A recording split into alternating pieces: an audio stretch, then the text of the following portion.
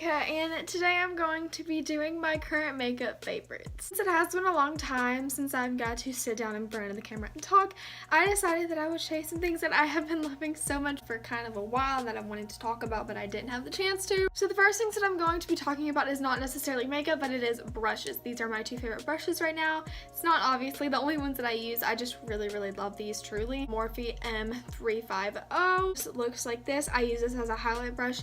I don't put any product over here. I set it right here and then I just go in and put the highlight on my cheeks, and it places it exactly the way that I want to, but it's very diffused, but still packing on the highlight to where it is extremely blinding, which is what I would look for. This brush, I genuinely feel like it isn't talked about a lot. It doesn't have a number or anything. It's just the Wet n Wild blending brush.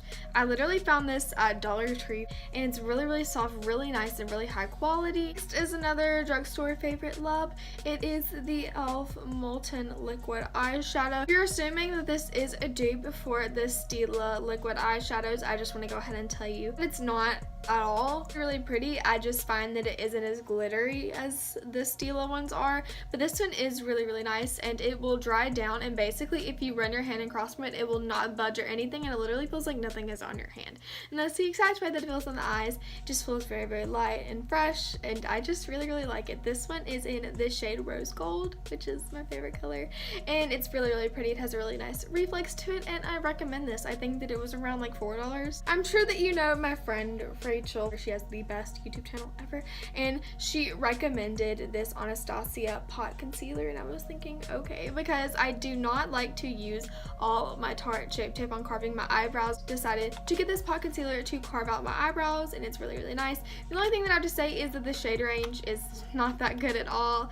I think that this is the lightest one, and it's actually a little bit dark for me, so just keep that in mind if you're really fair skinned. I don't know how much you would like this, and I would never use this under my eyes just because it is so dark, but I really do like to use it to carve out my brows, and it's just really nice to have. Next is the Anastasia Clear Eyebrow Gel. This is literally the best thing ever. I'm sure that you can go out and find one a lot cheaper, but I just really love this. It keeps your eyebrows in place, and if you're looking for something that doesn't make your eyebrows crunchy, this is not for you. I'm just gonna go ahead and say it right now. It's not. It makes my eyebrows really crunchy, but it stays in place, and that's all that I'm looking for. As Jaclyn Hill says, it is like super glue for your eyebrows, and it's just really nice.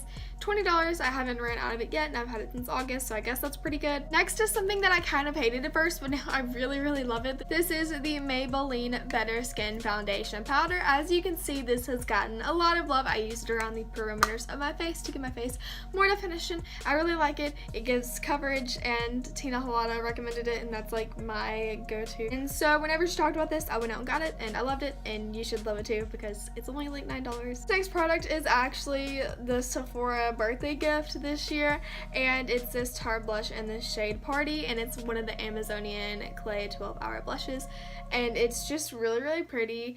I ran out of my Milani Luminosa, which I really hate, but I'm too lazy to go get something else, so that I started using this, and I fell in love with it. It's matte and it stays on literally forever, and the only problem that I had with Milani Luminosa is that it didn't stay on as much as I liked, but this definitely stays on. I've had this on since around 5 o'clock in the morning, and right now it is about 7, so that's actually crazy that you can still see it, and it's really nice, but don't go too crazy with it because it is really pigmented.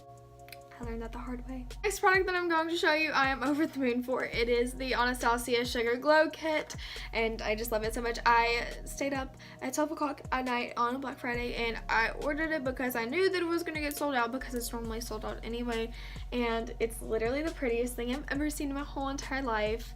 If you don't like highlights with glitter in them, then I did not recommend this for you at all. This is for people who really love highlight and really like to pack it on and really want it to be glittery in there and blind anybody within a 12-mile radius. Like the fact that I can use all of these shades, and so if you have like around the skin tone that I do, then I feel like you would really like this and get your money's worth out of this. The last product caught me by storm because, again, I'm just going to mention my friend Rachel. She uses this on her channel, and I respect it. They said that she liked this foundation, and so I was like, okay, sister, so I went out and bought it. Oh my goodness, my favorite foundation. I'm never using another foundation in my whole entire life. Not to be dramatic, but like this is my baby.